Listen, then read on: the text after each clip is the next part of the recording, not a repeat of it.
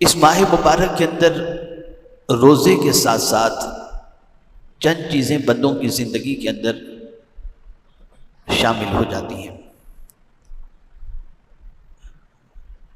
ماہ رمضان میں جہاں بندے روزے رکھتے ہیں وہیں پر ان بندوں کی پوزیشن یہ ہوتی ہے کہ 20 رکعت تراویح بھی پڑھتے ہیں۔ جو اتنی دیر حالت قیام میں قرآن مقدس سننے کی سعادت حاصل کرتے ہیں، یہ کسی اور مہینے میں سعادت نصیب نہیں ہوتی۔ جو پورا قرآن نہیں ختم کر پاتے یا پڑھنا نہیں جانتے، یہ ماہ مبارک انہیں بھی پورا قرآن سننے کی سعادت عطا کر دیتا ہے۔ ہاں البتہ ضروری ہے کہ خوش نصیب بندے تراویح کے اندر اہتمام کے ساتھ قرآن سننے کے لیے آیا کریں۔ اسی کے ساتھ ساتھ تراویح میں قرآن سننے کے علاوہ اس ماہ مبارک میں بندہ خود فجر کے بعد، ظہر کے بعد اور جب جب اسے وقت ملتا ہے وہ قرآن کی تلاوت کرتا ہوا دکھائی دیتا ہے۔ جیسا کہ آپ مسجد میں بھی دیکھ سکتے ہیں کہ الحمدللہ ایک بڑی تعداد لوگوں کی ہوتی ہے نماز کے بعد اللہ کی کتاب کو کھول کر پڑھنے والی، اور یہ وہ لوگ ہوتے ہیں جن میں سے اکثر کبھی رمضان المبارک کے بعد قرآن کھولتے ہیں، کبھی نہیں کھولتے، لیکن ماہ رمضان آیا ایک ٹارگٹ لے کر بیٹھتے ہیں، 2 ختم، 1 ختم، 3 ختم، یہ ٹارگٹ لے کر کے بیٹھتے ہیں، بلکہ بچوں کو بھی قرآن مقدس کی طرف مائل کرتے ہوئے دکھائی دیتے ہیں۔ تو یہ ماہ مبارک کی برکت ہے۔ اور تیسری چیز جو اس ماہ مبارک کے آتے ہی ہر ایک کے دل میں پیدا ہوتی ہے اور یہ جذبہ پیدا ہوتا ہے، وہ ہے اللہ کی راہ میں لٹانا، خرچ کرنا۔ غریب بھی چاہتا ہے کہ کچھ خرچ کرے، امیر بھی چاہتا ہے کچھ خرچ کرے، اور بہت سارے ایسے ہوتے ہیں جن کے دل عام دنوں کے اندر سکڑے ہوئے ہوتے ہیں، ان کے دل بھی ماہ رمضان میں تھوڑے سے کشادہ ہو جاتے ہیں اور کچھ نہ کچھ اپنی بساط پر ماہ رمضان المبارک میں خیرات و صدقات و زکوٰۃ کا اہتمام کرتے ہیں۔ اور کچھ اتنے سخت دل ہوتے ہیں کہ خرچ کرنا تو کجا، وہ دوسروں کا بھی کھا جاتے ہیں، ایسے بھی سخت دل ہوتے ہیں۔ آج میں آپ کے سامنے یہ بتانا چاہوں گا کہ رسول اعظم صلی اللہ تعالی علیہ وسلم جن کی سخاوت کا دریا عام مہینوں اور دنوں کے مقابلے میں ماہ رمضان میں بہت زیادہ ہوتا ہے، تیز ہواؤں سے زیادہ بھی حضور ماہ رمضان المبارک میں سخاوت فرمایا کرتے تھے۔ تو کیا اللہ کے نام پر خرچ کرنے سے کم ہو جائے گا؟ اور کیا اللہ کے نام پر خرچ کرنے سے اللہ رب العزت جل جلالہ مزید عطا فرمائے گا؟ میں بس اسی کو تھوڑا سا سمجھا دوں تاکہ سب پیکیج پر تو آپ عمل کرتے ہیں لیکن اللہ عز و جل کے فرمان پر یقین کامل کے ساتھ عمل کریں، نتیجہ وہی برآمد ہوگا جو اللہ اور اس کے رسول جل جلالہ صلی اللہ علیہ وسلم نے فرمایا۔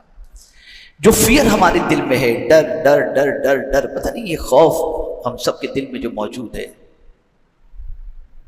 تو حالات تو بد سے بدتر اللہ والوں کے زمانے کے اندر بھی آئے لیکن ان کے اندر ڈر نہیں تھا، تو کیوں نہیں ڈرتے تھے وہ، اور ہم کیوں خوفزدہ ہیں؟ تو قرآن نے منشن کیا الذین ينفقون اموالهم باللیل والنہار سرا وعلانیہ فلہم اجرہم عند ربہم ولا خوف علیہم ولا هم یحزنون۔ جو اپنا مال رات میں، دن میں دکھا کر، چھپا کر اللہ کے نام پہ خرچ کرتے ہیں، اس کی راہ میں لٹاتے ہیں، تو قرآن کہتا ہے فَلَهُمْ أَجْرُهُمْ عِنْدَ رَبِّهِمْ، ان کے لیے ان کے رب کے پاس اجر ہے، بدلہ ہے، وَلَا خَوْفٌ عَلَيْهِمْ وَلَا هُمْ يَحْزَنُونَ، نہ ان کو کوئی خوف نہ ان کو کوئی غم۔ سخاوت کرنے والے کے ساتھ لوگوں کی دعائیں ہوتی ہیں، اللہ کے نام پہ خرچ کرنے والے کے لیے زمین والے بھی دعا کرتے ہیں، آسمان والے بھی دعا کرتے ہیں۔ ایسے لوگوں کے دلوں سے اللہ خوف کو نکال دیتا ہے جو اللہ کے نام پہ خرچ کرتے ہیں، یہ قرآن کا فیصلہ ہے۔ یہ رب قدیر جل جلالہ کا فرمان ہے۔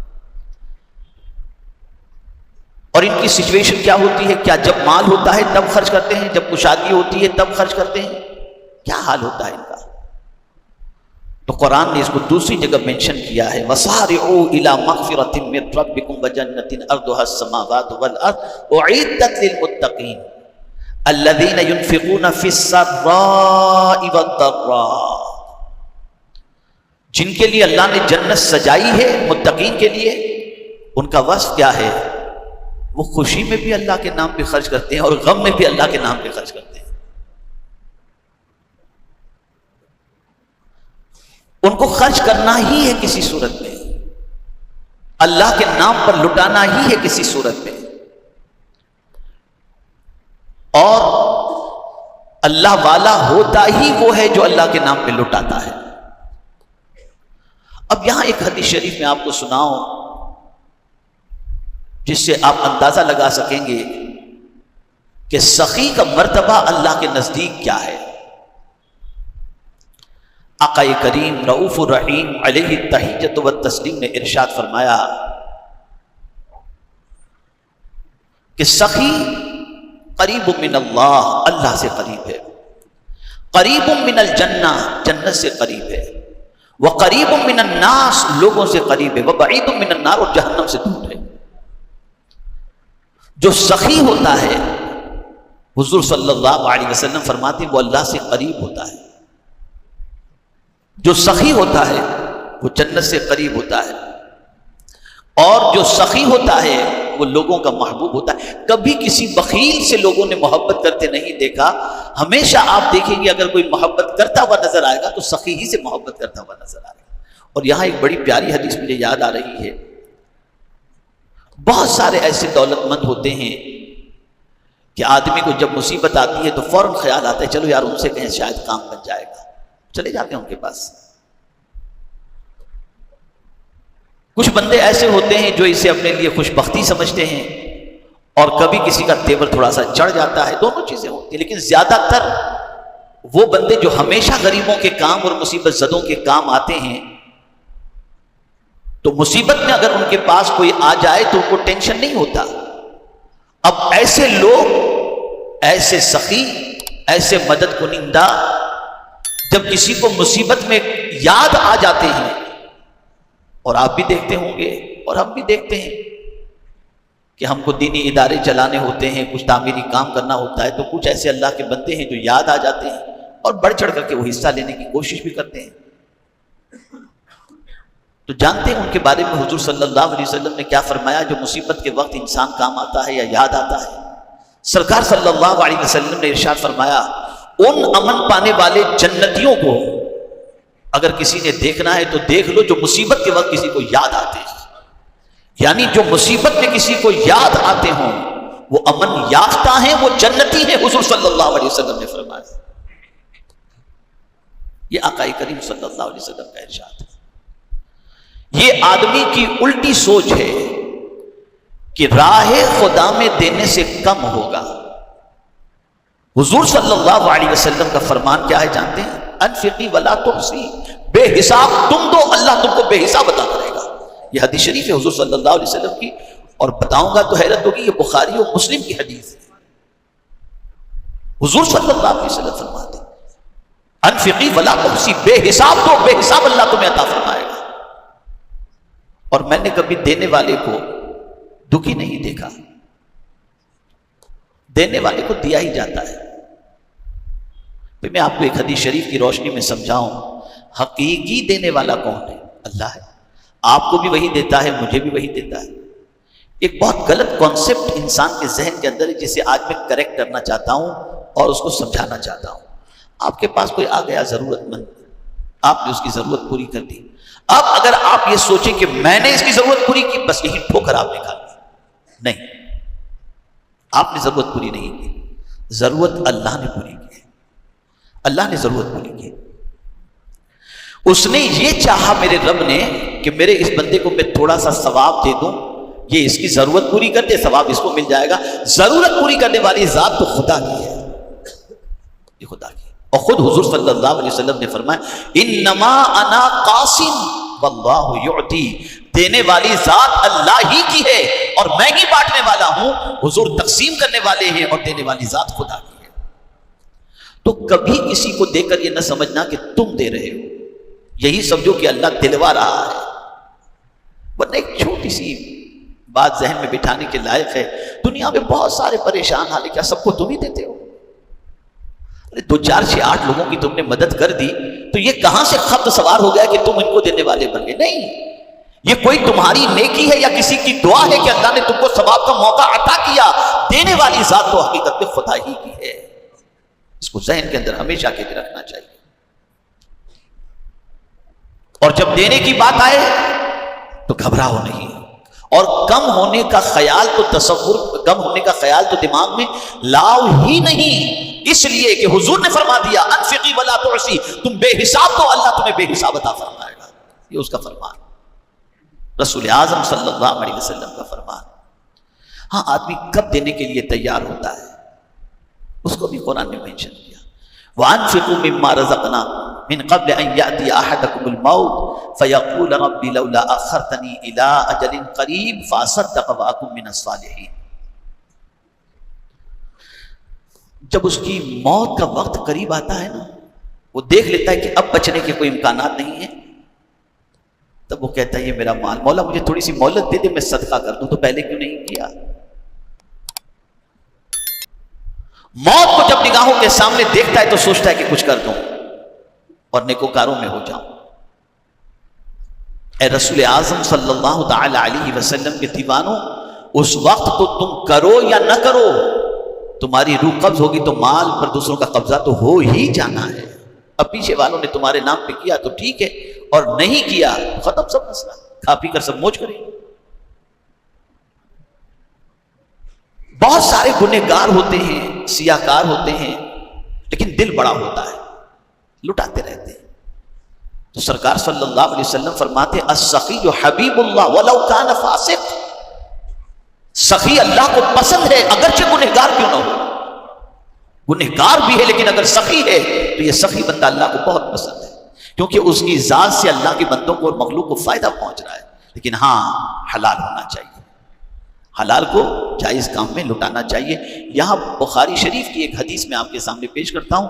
میں یہاں پر بہت سارے ایسے لوگوں کو جانتا بھی ہوں، چونکہ کم و بیش مجھے یہاں پر اس مسجد میں 30-35 سال جمعہ پڑھاتے ہوئے ہو گئے، تو میں جانتا ہوں کون کیا تھا اور اللہ نے اس کو کہاں سے کہاں پہنچا دیا بہت ساروں۔ میں آپ کو ایک حدیث شریف سناتا ہوں۔ بنی اسرائیل کے اندر حضور صلی اللہ علیہ وسلم نے فرمایا بنی اسرائیل کے اندر 3 لوگ تھے، ایک کوڑی کا مریض تھا، کوڑ کا، ایک گنجا تھا اور ایک نابینا تھا، 3 لوگ تھے بنی اسرائیل۔ فرشتوں نے عرض کیا پروردگار ہم ان کا امتحان لینا چاہتے ہیں۔ رب نے فرمایا جاؤ۔ اب فرشتے آئے، سب سے پہلے فرشتہ پہنچا کوڑ کے مریض کے پاس اور لباس بشری فرشتہ بن کر کے پہنچا، فرشتہ پہنچا اور پوچھا کہ تیری تمنا کیا ہے تو پوری کر دی جائے؟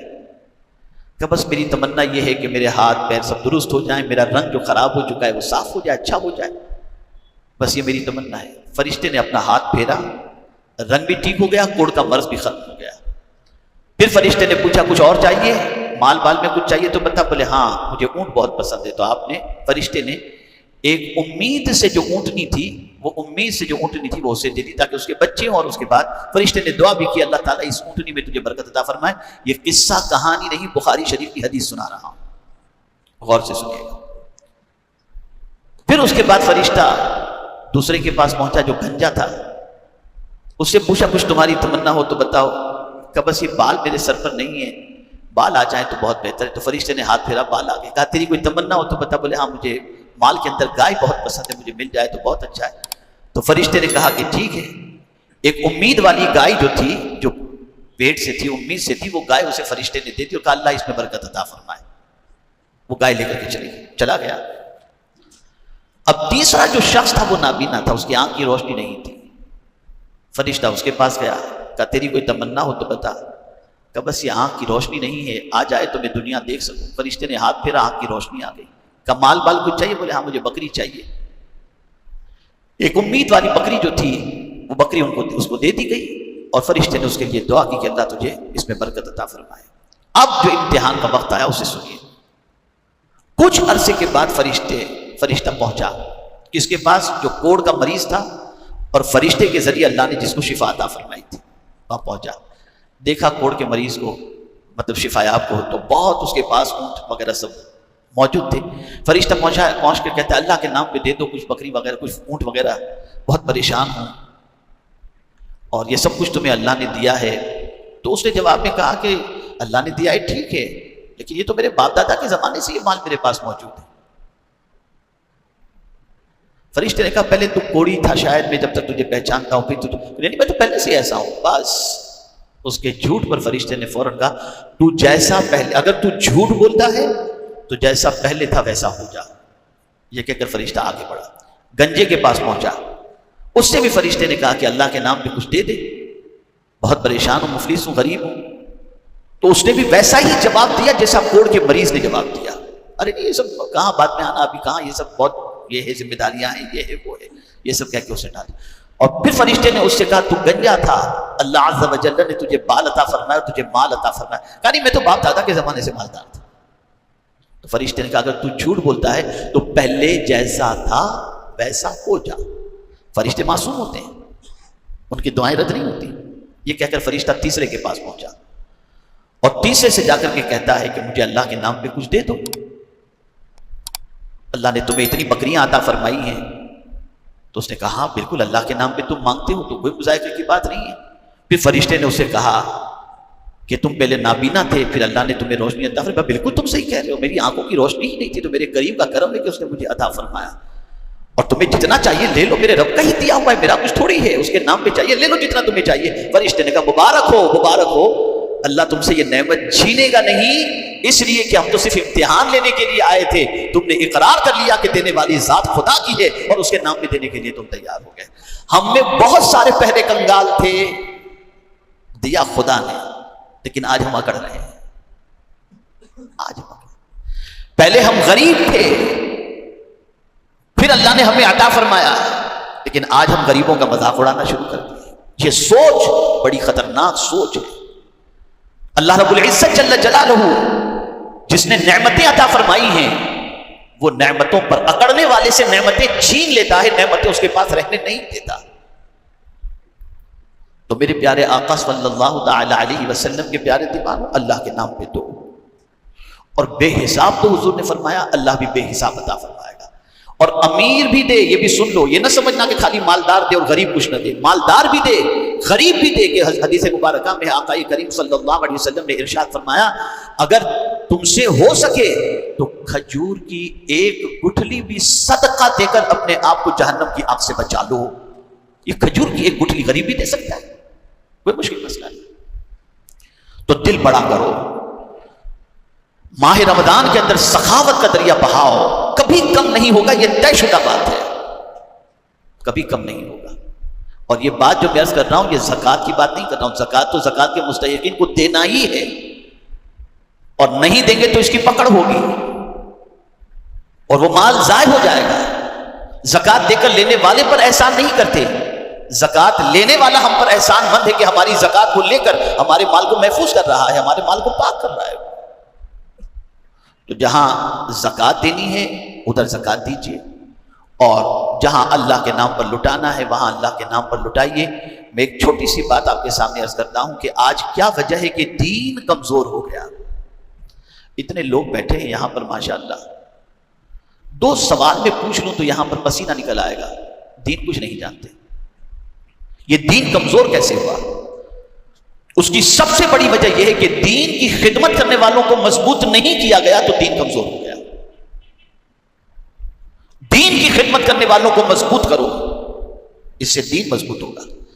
جب دین کی خدمت والا مینٹلی فریش ہوگا، آپ خود دیکھیے نا، خواجہ صاحب کوئی مال کے محتاج تو تھے نہیں، لیکن آج اگر آپ دیکھیں گے کوئی بڑا کاروبار نہیں تھا، آج آپ دیکھیں گے خواجہ صاحب یعنی اجمیر مقدس میں خواجہ صاحب کے ٹرسٹ کی زمین دیکھیں گے تو گاؤں کے گاؤں آپ کو ملیں گے خواجہ صاحب کے نام پر۔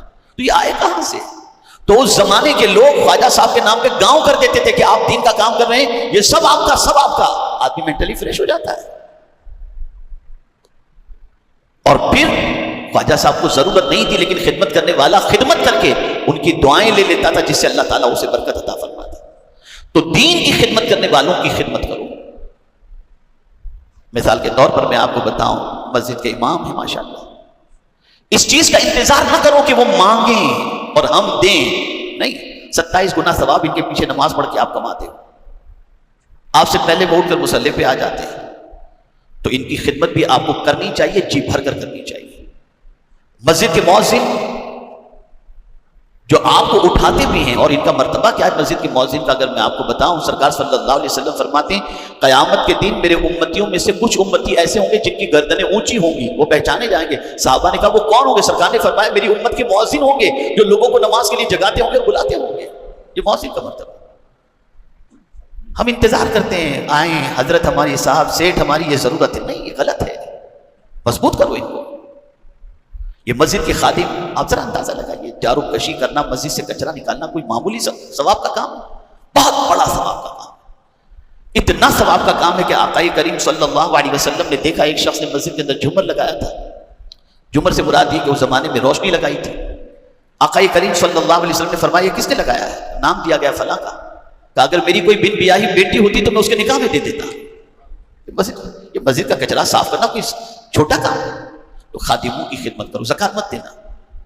زکوٰۃ آپ رشتہ داروں میں دو، مدرسے کے اندر دو، اور زکوٰۃ کے مستحقین کو دو، لیکن اپنے صاف مال میں سے امام کی خدمت کرو، اپنے صاف مال میں سے مؤذن کی خدمت کرو، اپنے صاف مال میں سے خادم کی خدمت کرو۔ میں صرف ترغیب کے لیے کہتا ہوں، میرا رب میری نیت کو بہتر جانتا ہے۔ میں خود الحمدللہ اس مسجد میں 30-35 سال سے کم و بیش جمعہ پڑھاتا ہوں، لیکن الحمدللہ میں خود بھی رمضان میں امام صاحب کی خدمت کرتا ہوں، مؤذن صاحب کی خدمت کرتا ہوں، سارے خادموں کی خدمت کرتا ہوں، یہاں تک کہ چپل رکھنے والی جو خالائیں بیٹھتی ہیں ان کی بھی خدمت کر کے ان کی دعائیں لینے کی کوشش کرتا ہوں۔ یہ میرے خود کا معمول ہے الحمدللہ۔ اور کبھی یہ نہ سوچو کہ ان کے پاس تو کیا کمی ہوگی، فلاں دیتا ہوگا فلاں دیتا ہوگا۔ ارے حضور کے پاس کیا کمی تھی، لیکن صحابہ لے لے کر حضور کی خدمت میں آتے تھے، حضور قبول کر لیں اور دعائیں دیتے۔ خدمت سے دعائیں ملتی ہیں، اور جیسا آپ سوچتے ہو نا وہ دیتا ہوگا وہ دیتا ہوگا، ایسے دوسرے بھی سوچتے ہوں گے وہ دیتا ہوگا وہ دیتا ہوگا۔ ارے وہ دے کر جنت پا رہا ہے، تم تو نہیں دے کر سب محروم رہ رہے ہو۔ تو ان چیزوں کا خیال رکھو، بھرپور خیال رکھو، اور جہاں نماز ادا کرتے ہو وہاں کے ائمہ، وہاں کے امام، وہاں کے مؤذن، ان کا اس مہینے میں بھرپور خیال رکھو۔ اللہ دونوں جہاں میں اجر عطا فرمائے، اور رب قدیر جل جلالہ خدمات جلیلہ کو